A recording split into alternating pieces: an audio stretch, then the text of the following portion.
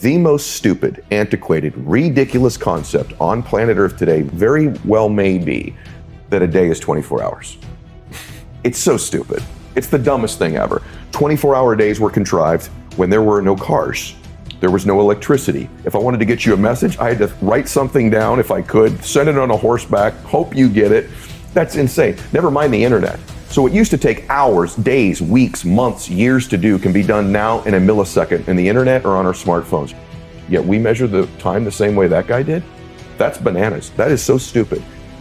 And so my days now are from 6 a.m. to noon. That's a day. It's 6 hours. And in that day, some days you just chill. But in that day, I'm gonna get the amount of productivity, faith, working out, fitness, money, business, you name it, in that day. We've all had a morning where we go, I got more done this morning than I have in weeks. Well, why can't you do that every morning? So I measure time. I've compressed and condensed time. I've bent it.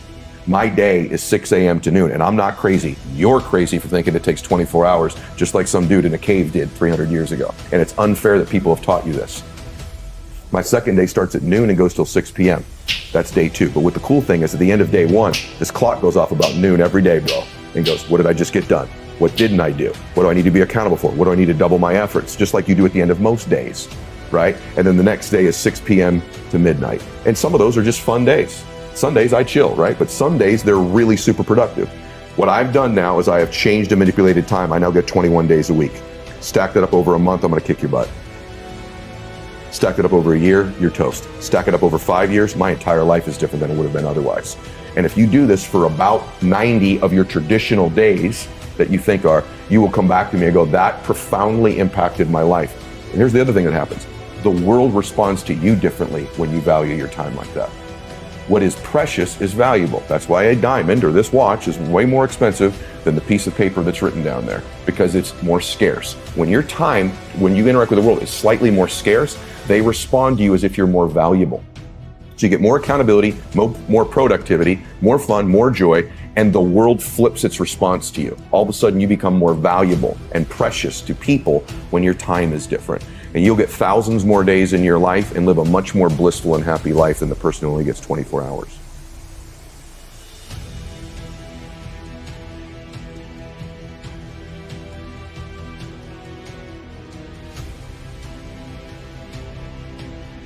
I think one of the things is the way that we approach time. This is something that almost no one talks about anymore. So I feel like you may be behind.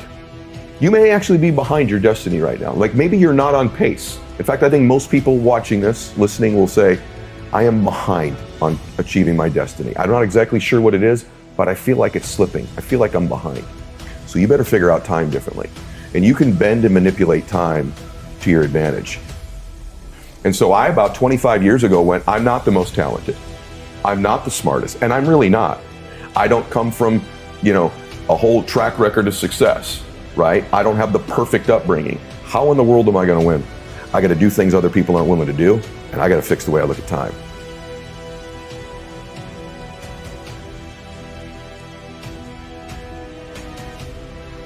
Napoleon Hill says, begin with the end in mind. What if you did that with your life? What if you began with the end of your life in mind and worked it backwards? See, when we begin to distill down and we realize, yeah, there's a power to one more because they're not promised how many we have. And there's a power and there's a blessing that you get one more in your life. Have another day to change their life. They have another opportunity to do one more. They have another opportunity to make their family proud of them. They still have more time. They don't just have one more day probably to be the one in their family. Life is beautiful. It's precious. And sometimes we only have an appreciation for it in its absence. Sometimes we only have an appreciation for the power of the one mores or the people in our lives when we imagine their absence. And so I would just ask everybody to consider that.